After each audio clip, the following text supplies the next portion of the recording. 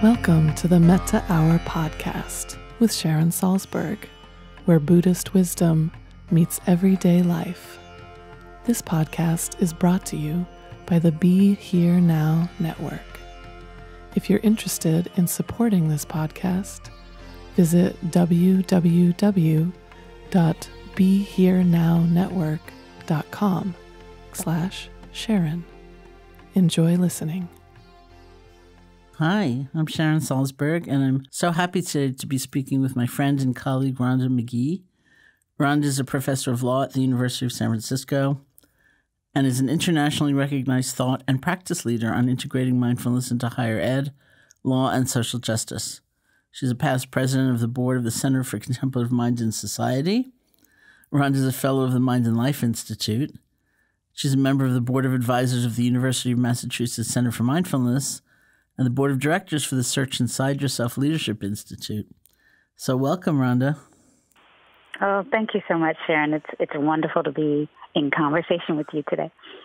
It's so great. I mean, we were at the Garrison Institute at the same time. I went up for a day-long board meeting because I'm on that board, and you were in the faculty of the Summer Research Institute. Yes, that's right. Just a few short weeks ago, it seems now. Yeah, so I knew you were there. Yes. And something I didn't, really get to talk in the introduction about is your book. So I know this podcast will come out probably quite some time before your book actually hits the market, but I'm determined to play it again, so just when it comes out. So we're not totally sure of the title, but can you tell us the subject? Yeah, so I'm writing a book now in the end stages of really writing and editing it. And the topic is on bringing mindfulness to racial justice issues and questions of race and how those questions sort of lend themselves to the work that we do in the world to try to make the world a better place. And so the working title is Mindfulness and Racial Justice, A Path for All of Us. Fantastic. So at the time, the second time we play this, or whenever we play it when the book is coming out, we'll know the title so I can do a postscript or a prelim or something like that and to say this is the actual title. Well, I'm very excited because I've heard you do a few presentations in different places, and sometimes in a time where society is just reeling, where sensitive people and sensitive people in society are just reeling because there's so much violence, there's so much fear, there's so much reaction, and you've just been amazing.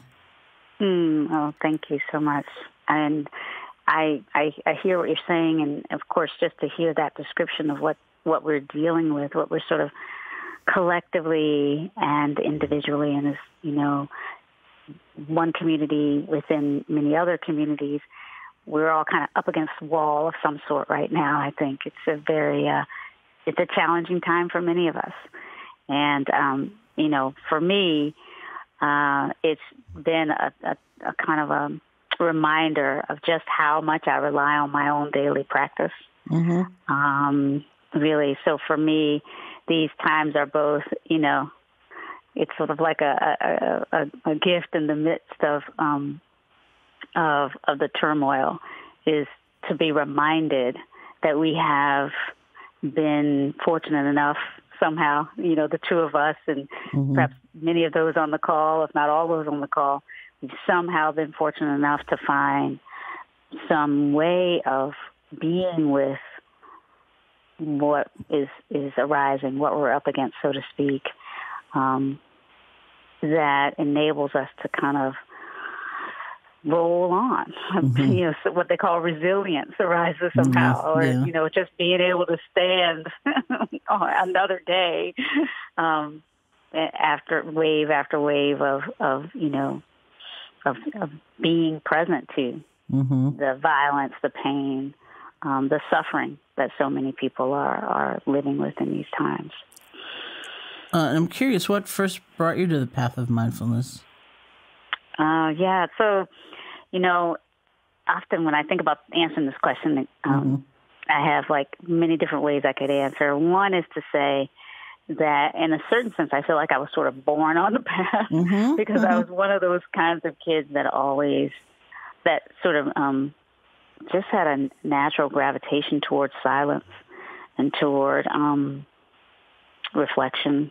And somehow, I have, vague memories of just being a very, very little girl, even in the playpen type of thing that I had in my home. Just sort of being aware and being somehow aware that there was more than this. I don't know how I have words for that. And as a little girl, being one of those types of kids who would, watch the clouds in the sky and really appreciate the sense that the sort of dimensionality of experience was something that I think I had access to from very early on. I also grew up in a home where a kind of Christian religious practice was very, very present. And so I actually had a grandmother who had been called to the ministry. And during the first few years of my life, when my parents were having some problems and their marriage was ultimately headed toward breaking up, I actually spent a fair amount of time with my grandmother, including waking up mornings and realizing that she was already up usually, or every day really, that I recall. And there would be this light emanating from the door of her bedroom. And I, had learned we don't interrupt her during that period when she's still in that bedroom. And she would come out and continue a period. I later learned she had been praying and reflecting, centering herself in her own kind of contemplative practice, again, Christian-based, and just to see that she had this kind of disciplined way of centering herself every day. And from there, she would come out of the room, and often, if she had time, and most days she would have some time to do some reading, so a different kind of discipline, the allied discipline of meditation, the sort of study. She would be reading the Bible. And then from there, she would, make sure the rest of the family was awakened, prepare breakfast, get us all off and running to school. And then she went off to work. She, like a lot of African-American women, from generations and generations ago, had to work. So, so she modeled or embodied, I would say, a certain kind of awareness practice, commitment to awareness practice for life that stuck with me in some profound ways, so that later when I was in my own period of transition, had moved from the South where I grew up out to the West Coast to California after graduating from law school and studying sociology at the graduate level and having been an Army officer and done a lot of things by my mid-20s. But I had not found a way to kind of regularly reconnect with a deeper sense of myself. So out here in San Francisco, I actually just started looking for a kind of support, something that I felt would maybe be akin to what my grandmother had. But at that point, I was really interested in a way of accessing my own inner resources that would specifically help me work with my mind, as opposed to the kind of particular ways that I had been introduced to Christianity. So I was really open to the idea of some sort of practice for calming the mind, because I realized I had been this kind of traditional student for a very long time, studying and thinking and being very focused in the, on the thoughts, really. And so when I realized I couldn't really relax, like I couldn't let go of thinking, so I finished law school when I had this little period between starting to practice law and having taken the bar. And other people took trips and did other things, but I was, so focused on being concentrated on the mind that I realized I had a real trouble even relaxing, even letting go. So that's really knowing that, and knowing that I was about to start practicing law, and I kind of felt like if I hadn't found a way to make myself better able to be my own best resource for dealing with anxiety and stress, then I would have a really hard time moving now into, practicing law. So I started looking for some deeper support, and that's how I began the exploration of what I later learned to be mindfulness practices. But, started reading various different texts. A lawyer, being trained as a lawyer and a person who had been in graduate school, reading first was often, the way I did it. So I found a teacher's writings on Hindu practices of meditation, Eknath Easwaran, who's a teacher out here in the Bay Area, and he'd written a beautiful book on the Bhagavad Gita. And so I basically explored a number of different writings about these traditions, some of the teachings of the Buddha, as well as others, and eventually started, visiting meditation halls and centers, and ultimately found my way to a sangha of lawyers here in the Bay Area, a small group of lawyers, which was fortunate to have Norman Fisher as our teacher. Right? So that's when I really started to settle and focus and really benefit from the support of a regular practice community, with Norman certainly being a Zen priest, Zen a master teacher, but also someone who drew on his own background, having been raised in the Jewish tradition and heritage. And by the time I joined his group, he had left the San Francisco Zen Center and had founded his Everyday Zen organization, which was very focused on helping support bringing the practice into the world. So for me, by then it was the early 2000s, and but that was what got me more deeply settled into a regular practice with a regular teaching and practice community. And when did you meet Jon Kabat-Zinn? So I met Jon in the later 2000s, and by the time I met Jon, I actually already begun offering meditation to lawyers and had was one of the early members of the Legal Academy, because by then I was teaching law at the University of San Francisco, and I had been supported by my lawyers sangha, Norman Fisher's little group. We had all sort of decided and been encouraged by Norman to begin taking the practices into the world that we saw, the suffering that we saw. Some of us were lawyers, some still.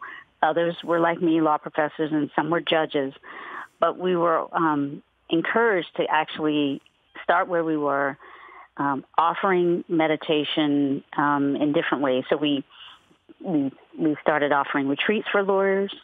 Some of us, those of us who were teaching at law schools, started offering these classes in the law schools.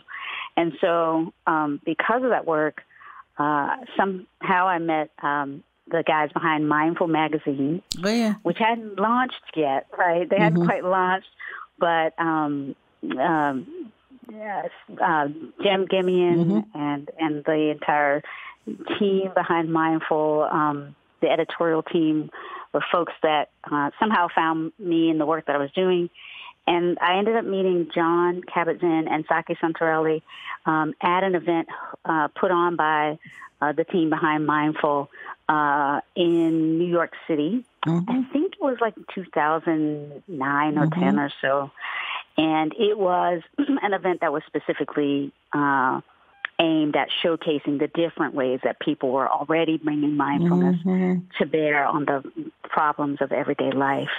And so, I met him and Saki, and I just had this wonderful sense of meeting people that I somehow had a deep resonance with.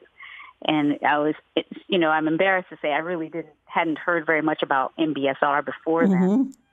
And so here we were, trying to translate Buddhist teachings into something that would be of benefit to lawyers and different people. And to find that Jon had already so beautifully done this, starting where he was in at UMass, helping people who were suffering with physical pain originally, but really then helping support bringing mindfulness into the medical profession. I mean, it was just like, okay, all right, we do not have to absolutely reinvent the wheel. And it just felt like a really beautiful meeting of sort of, people who are already in sort of in community or communing around the same kinds of work. And so I then decided, yes, let me go ahead and take an MBSR class. And that led me to doing teacher training through the Oasis Institute at the University of Massachusetts Center for Mindfulness, with John directly, but also with a number of different really excellent teachers through the Center for Mindfulness, and through that, really developing a particular set of practices in a community, now an international community of people who were really trying to continue this journey of translating the deep traditions of the Buddhist teachings, the teachings of the Buddha, making them accessible as broadly and as widely as possible as human practices for well-being and sanity. Nice. Yeah. I see. It's funny, like, it seems to me like when Joseph Goldstein, Jack Kornfield, and I came back from Asia, Joseph and I from India, Jack from Thailand, it was 1974. And a million years ago. And then when, so when we began teaching, which was right away, either the very first teaching was through Naropa Institute, and then we started getting invited to do retreats, and the retreats were, the first retreat Joseph and I did was a month long, and then they were maybe 10 days long or 2 weeks long. It was always changing, but it was just open. Whoever signed up, we'd be like so grateful somebody signed up, and there weren't many, but there were some, and there were enough to keep us going. And so, but everything was like, whoever showed up was there, and we never knew really, what they did for a living or anything, unless we happened to know them.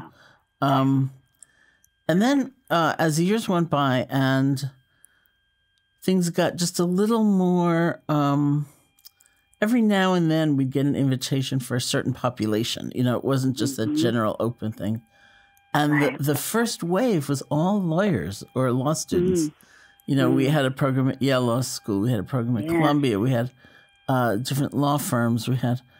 And I just wondered why. Now, of course, there are journals and there's your work and there's, it feels like such a prominent offering compared to other professions, perhaps. And, now there's a movement to try to bring mindfulness to medical school and things like that. But, and I always wondered why. And so I've asked different lawyers, why do you think that the legal profession was like, were the pioneers, and I've heard everything from, because we suffer a lot, to, we spend all day long in disputes, we need to we need to relax. So what do you think? Yes.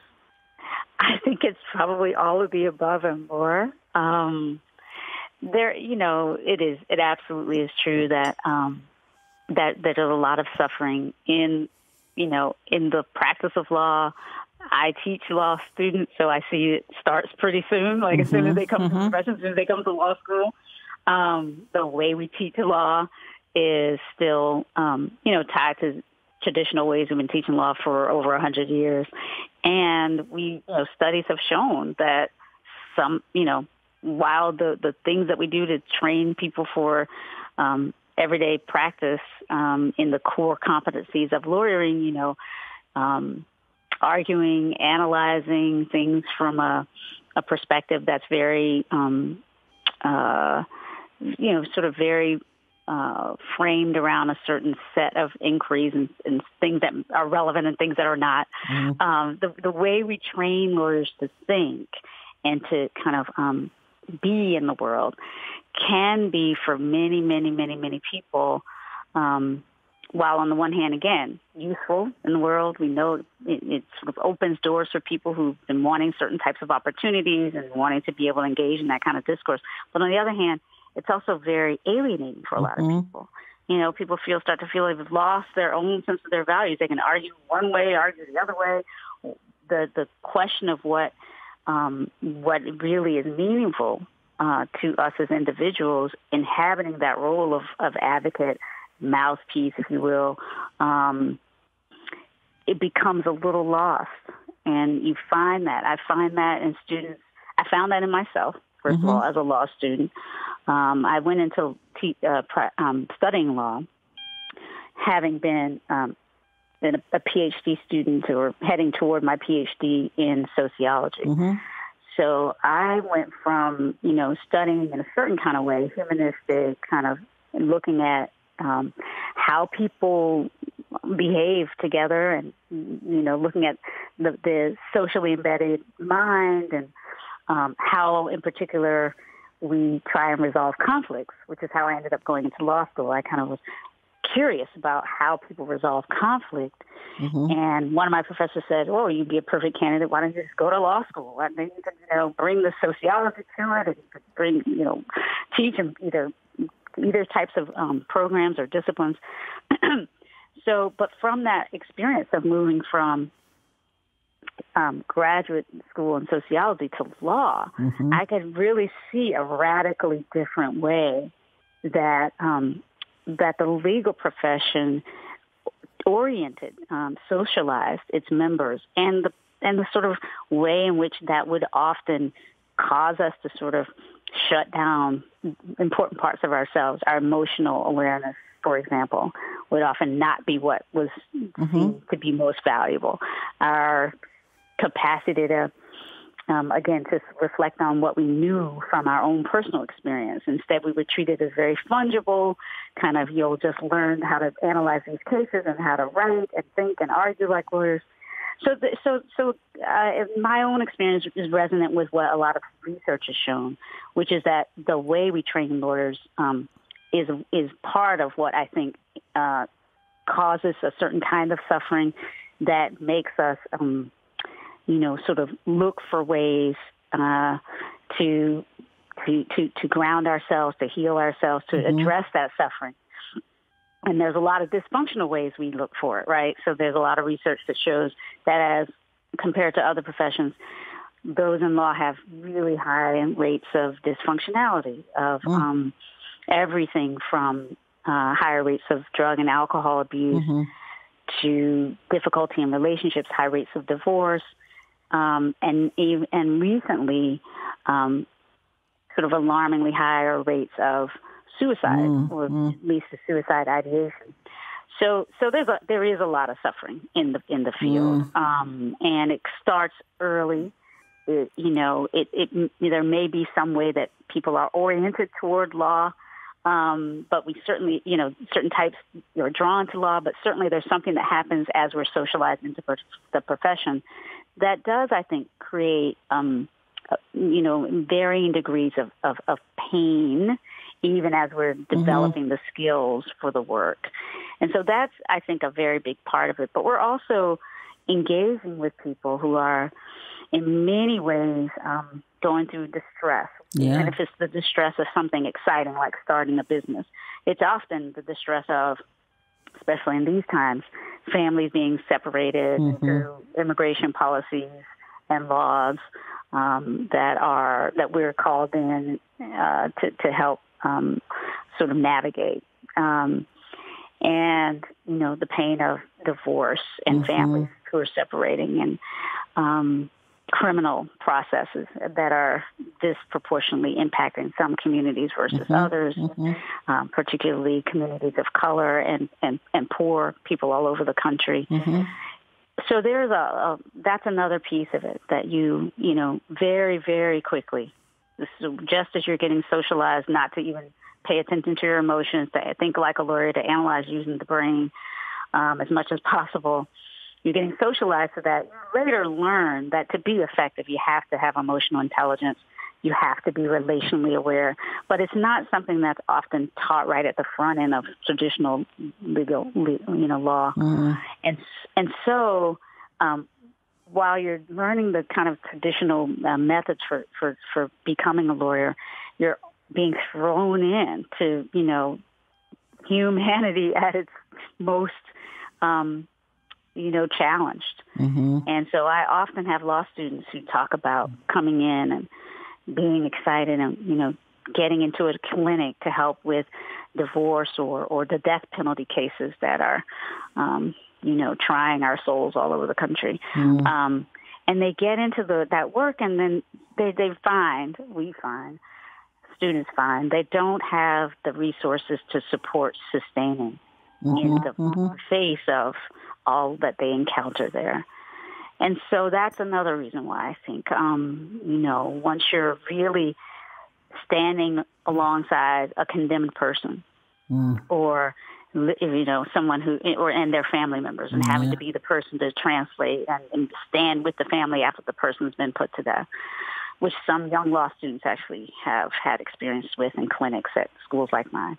Or if you're right there trying to help a young woman leave an abusive relationship, filing for separation orders, a divorce, restraining order, feeling like you're doing something really good and meaningful to help someone get free who's been, by her own testimony, abused, let's say. And then, as happened not too long ago in a school that I'm familiar with, to have that young woman, to have the clinic file papers for separation and temporary restraining order on Friday and come back to school on Monday and learn that the woman has been murdered by her partner who got those papers and reacted violently. So this is what people in law face from very early on, and we're often not well equipped for it. So I am not surprised at all that we have done things like develop courses and brought them into the legal law school curriculum that support bringing in emotional awareness, relational awareness, compassion practice, empathy practice, right into the curriculum for law school, but then continuing it through many different ways that lawyers now, through continuing legal education, is available at the different bars, whether it's New York or California or Texas or North Carolina, right? All across the country, there are opportunities for lawyers to learn skills like meditation and compassion practice, gratitude practice, but different ways of helping sustain themselves in the practice.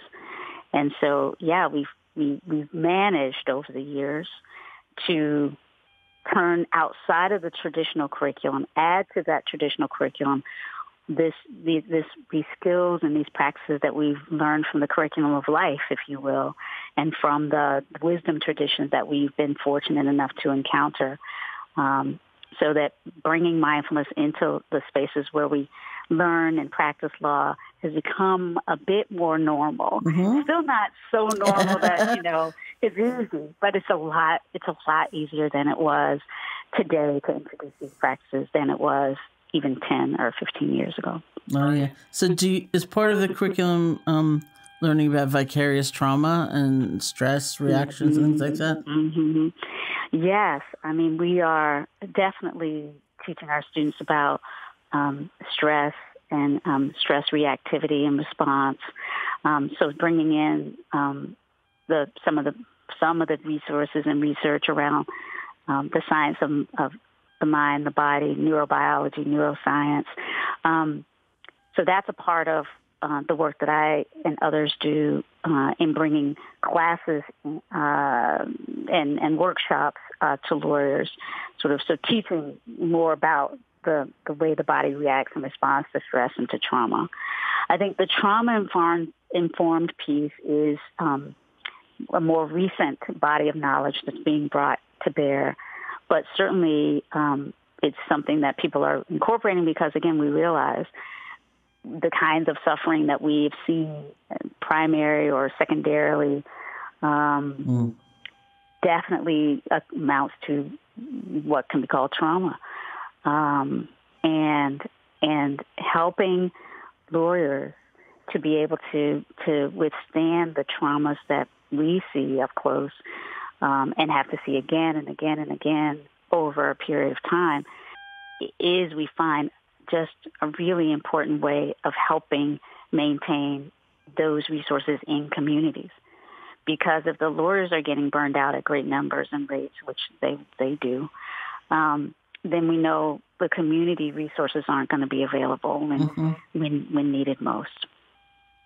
It's fascinating to me because, I mean, I guess there's an underlying question of how much the law has to do with justice, but when you say you teach compassion, when you say you teach compassion meditation, or compassion and I assume methodologies for helping sustain it, in kind of common conversation, you almost hear those two as oppositional. There's compassion or there's justice, and they can't be both, and yet you're sitting right in the heart of the mix. Yeah, so it does. It raises the question of what we really mean by justice. I mean, there are many, many, many different ways we think about it. And I will say for me, I am drawn to ways of thinking about justice that do depart from some of our more dominant constructions, the way we see justice portrayed on television and in the movies, the adversarial model, the kind of retributive, punitive approach.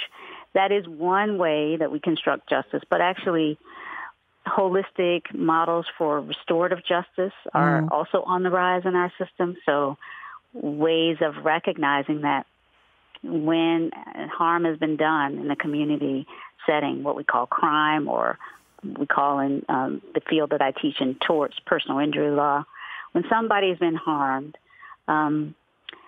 restorative justice recognizes that person, the person who is charged as perpetrator or the person who's charged with being most responsible, that person comes from a community and will return, ideally, will at some point return to a community. And so recognizing the desirability of making connections between the so-called perpetrator, the person who's been harmed, and the larger community setting within which the whole of it arose, is really at the heart of what restorative justice is about. It's the idea that you're ideally wanting to restore the status quo before the injury. And that's a very different model for justice than the adversarial, the punitive, the retributive model that's been the dominant model in our country and in many parts of the world for, since the Enlightenment period, frankly, if not before. So it is, part of what I think is happening. It's not happening everywhere, right? So there's different types of mindfulness, obviously, and or maybe it's not so obvious, but just to say, right, when people say they're bringing mindfulness into something, of course, then it begs the question of what exactly is being brought in. But with me and a lot of the people that I work with, definitely it's sort of an invitation first to begin to make commitments to personal practices that can support both calm and concentration, but also deepening insight into the true kind of nature of what it is that we're dealing with. And once you move from just calm concentration and psychological flexibility and those sorts of more pragmatic ways of deploying mindfulness and law, and you move into insight, and you move into awareness of interconnectedness, compassionate reconsideration of what we're doing and how we're doing it seems to arise for many of us. And so then it moves into this question of how can we slowly, as best we can, transform the systems that we're in.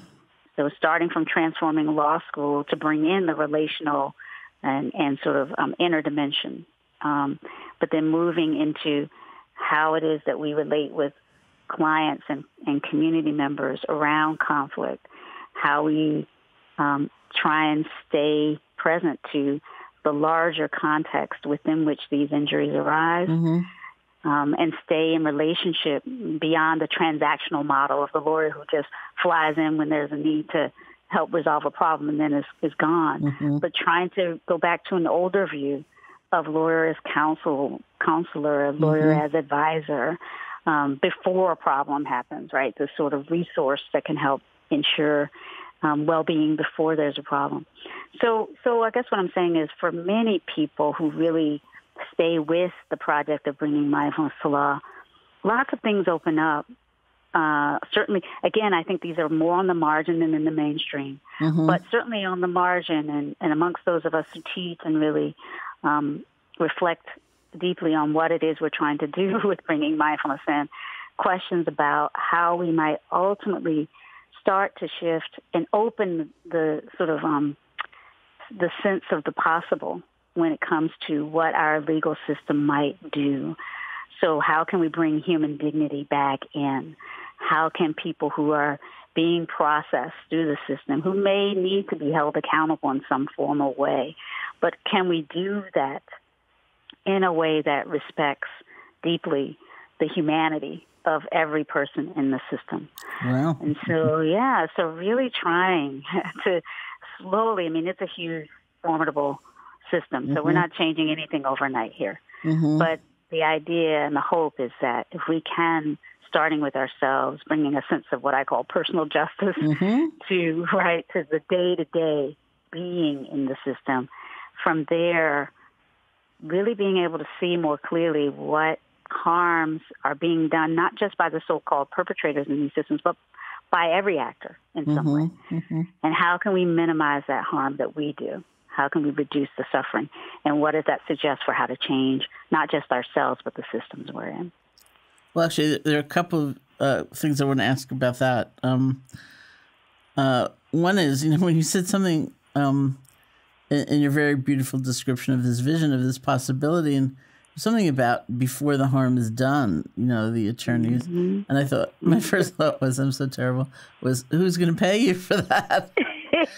So just like in the medical system, people say quite correctly, we don't have a health system, we have an illness system, and so then I was thinking, without the breakdown in the societal expectations or without the so-called criminal act, where does the lawyer fit in?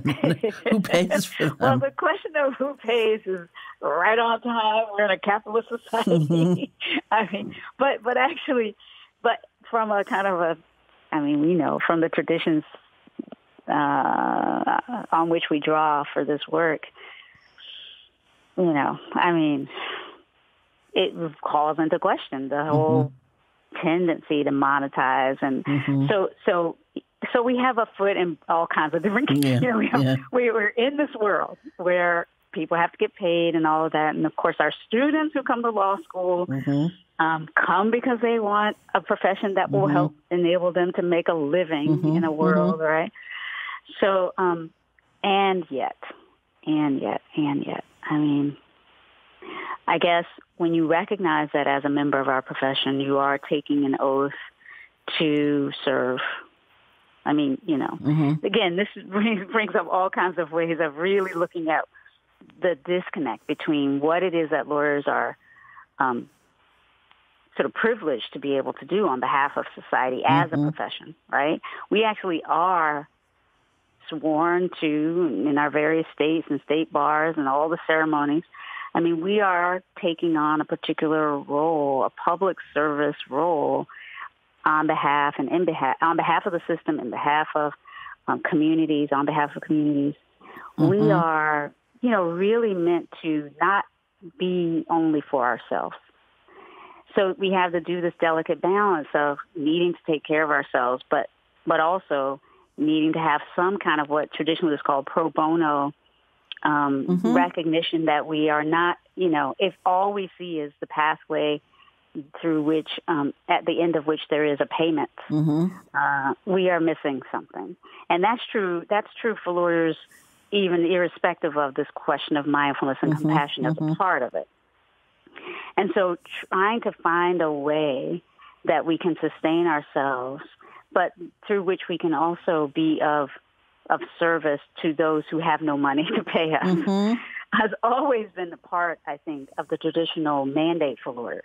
We just don't typically talk about that, especially in contemporary 21st century United States or around the world, when we're so often sort of drawn into, again, this hyper-capitalist sort of sense of the necessity to monetize every single thing. So again, I think the core of our profession has something to say against that way of thinking about what we have to do.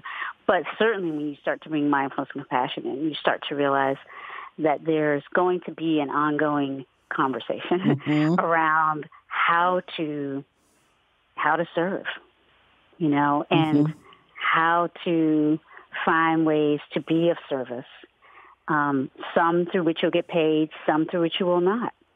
But that ultimately, overall, make for a meaningful life. It's really beautiful. The other thing that came to my mind was you said something about personal change and system change. Personal justice, yeah. Yeah, and, so first I really want to know what personal justice is, but, looking back at my own life as a meditator, somebody who pursued mindfulness, really very young, and it was all about my personal pain, and it just had to be, because it was so compelling. And I might have been in a situation endlessly chanting, I'm practicing for the sake of all beings, but really not, I mean, it was just something to say, but, yes. and for many people, with significant personal pain, that is going to be the reality. But there's something about that movement, from being more consumed with one's own situation to even seeing the need for system-wide change. I think this is not. I don't think this is something that comes easily, and for a lot of people, like I think kind-heartedness can and will. The example I keep using is, like if you really practice sincerely, mindfulness or whatever, I think your heart does open, and you're approached by someone on the street for some money, and you recognize this as a human being, and that's very genuine and unforced.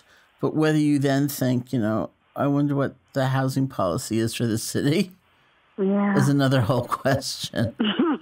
and I don't know that it comes from meditation per se, so much as another kind of education or being encouraged to look a certain way. I do agree. I mean, I used to think more that it would just sort of naturally arise.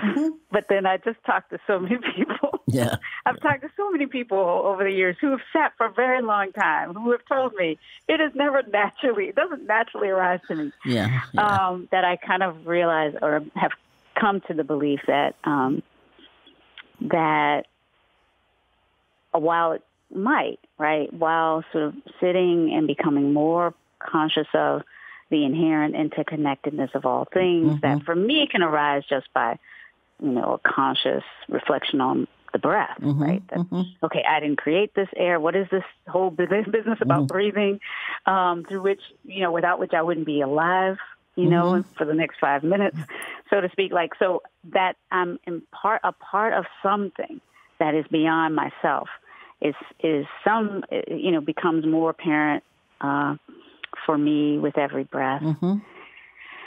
And yet moving from there to these deeper questions about, well, how is it that the air is safe enough for me to breathe, and what are the inputs of that? Those questions don't naturally necessarily arise, but I do see they can, and for some of us they may. But for others, especially, I think it may vary quite a bit depending on how one is introduced to mindfulness and meditation. If it is presented as just that personal practice of sitting, and you're not often invited to turn toward these questions of what it really means to breathe in a world, to live in a world, to be able to eat, to be able to enjoy peace. What are the conditions for that? What are the sort of social conditions for that? If we're not invited to reflect on that, and again, I know many people are not in the way that they're introduced to mindfulness. But if you're not invited to it, you might not get to a deeper sense of that. What for me is kind of a ongoing dynamic flow from the personal justice work of like working with my own suffering and trying to alleviate it, noticing how my brain can make me crazy by constantly turning myself back to these dire thoughts as opposed to letting them go and making space for what else is here, the joy that's always here, the sunlight that we're blessed to have in any given moment. So that to me, these personal practices, what I often call personal justice, because I think of it as like a way of making a commitment to my own well-being and to the work, if you will, the practices that minimize my own suffering. To move from that to realizing, okay, well, I don't live in a bubble. I literally every day, thank goodness, really, am interacting with other human beings. Mindful awareness and compassion and empathy that begins for me with my own self, not selfishly, but with self-awareness. Like, if I can't address my own suffering, it's going to be hard to address somebody else's. But if I can address my own, then when I'm with someone who is in distress, I have a little bit more to give that person. And from there, just recognizing, again, what are the conditions that enable myself and others to experience a sense of freedom from distress. If, ICE or, the police or the bill collectors and the people who would evict you are at the door or, will be soon, that's a condition that makes it much, much harder for folks to maintain well-being. It's not that we can't. We know that people practice in prison and they practice during in concentration camps. We know this, sadly. But so there's a way in which that personal practice is a resource for whatever may come. And yet, if we're really, engaged with the work of minimizing suffering, John Powell, a law professor here out on the West Coast, is among those who talks about the difference between existential suffering that we all as humans may encounter because of the way our mind works and our habits and conditions and patterns, the attachments, the three poisons, right? The aversion, attaching or being confused, right? We all suffer in certain kinds of ways that are common to us as humans. And then there's what's called surplus suffering. The extra stuff that we as humans devise for each other through systems, through policies, through laws, through community practices and cultural ways of being. And, whether and to what extent our mindfulness practices open us up to being aware of surplus suffering and being willing to address it, I guess that varies. But for me, it sort of is a natural, evolution, if you will, or flow. Like, and the more you recognize being present to myself, that opens me up to being present to other humans, opens me up to the world that we humans live in. And it just is, for me, just an ongoing waking up to the different ways that suffering shows up and how we can meet it. Oh, that's great. Thank you. Yeah. So would you like to lead us in a short period of personal justice practice? Yes. Great. Let's do this. Okay. Yeah, so if wherever we are, really consciously invite a kind of settling into this moment, bringing the attention to the body in this moment. So whether you're standing or sitting, lying down, however you find the body in this moment, really allowing attention to rest on the sensations of being alive as an embodied being right here, right now.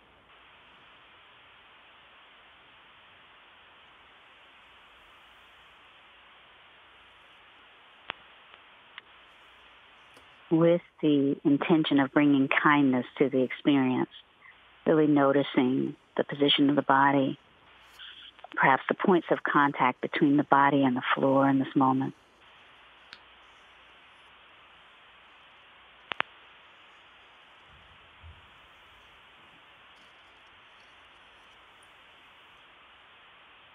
And as we bring attention to the body, notice the sensations of breathing in the body right now.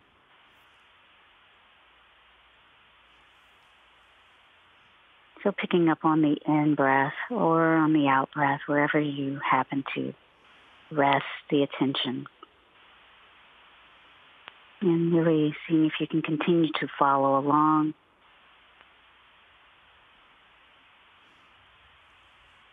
Noticing the sensations of completing the cycle, beginning, breathing in. Noticing that point where you shift into the out-breath. And perhaps in the next cycle, seeing if you can take a deep breath. And now exhaling, seeing if you can exhale just a little bit longer than you breathe in. And now just simply resting in the sensations of breathing in a way that feels easeful, natural.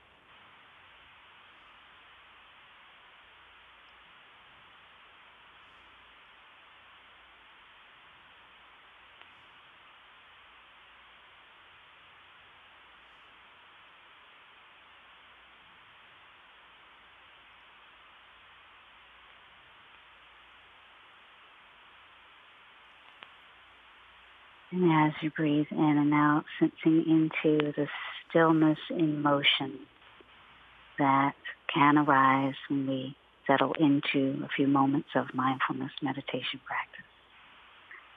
The body in a position of relative stillness, and yet the sensations of breathing, the rising and falling of the organs as we breathe in and out.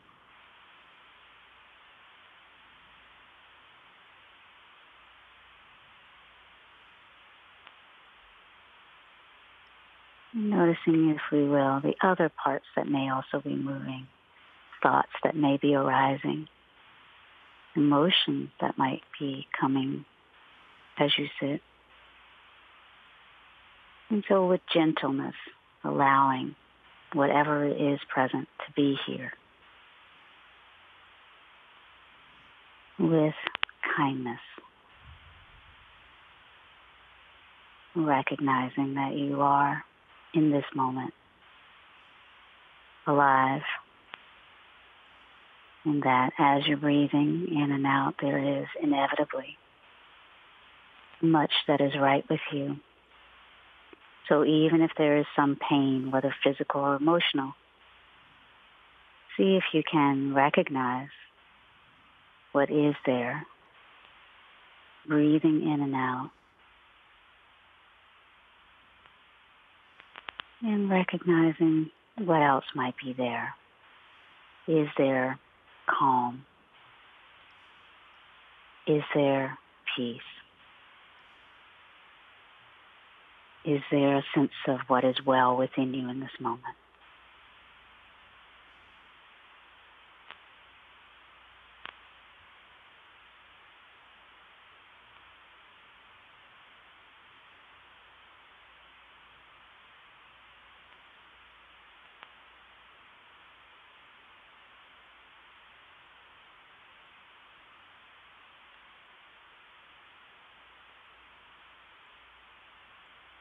Allowing yourself, perhaps on the next in-breath, to really breathe in awareness of what is well with you in this moment.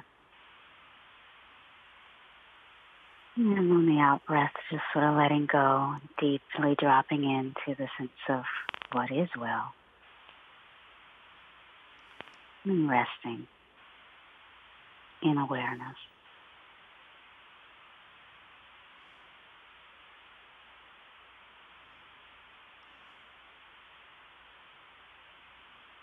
So as we draw these few moments of meditation to a close, might invite a kind of a conscious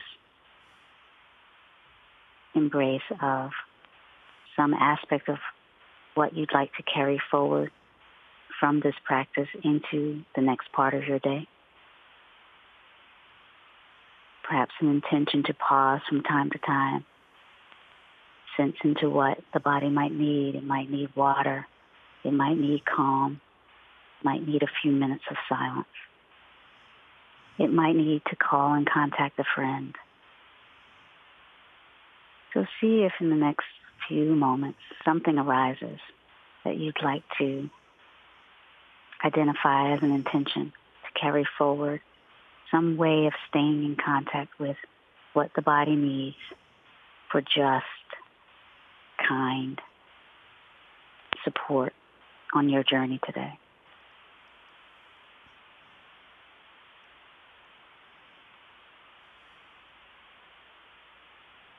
And may you be well. As we draw this to a close, I invite you to, in whatever way is natural and normal for you, re-engage with this present moment and all that lies before you as you move into the rest of your day.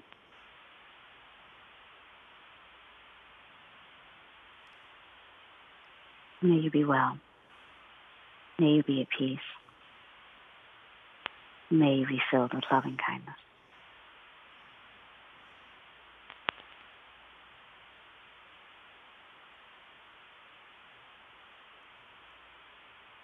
Oh, thank you so much. I think I'm going to put you on a loop and just listen to you all day. What a great idea.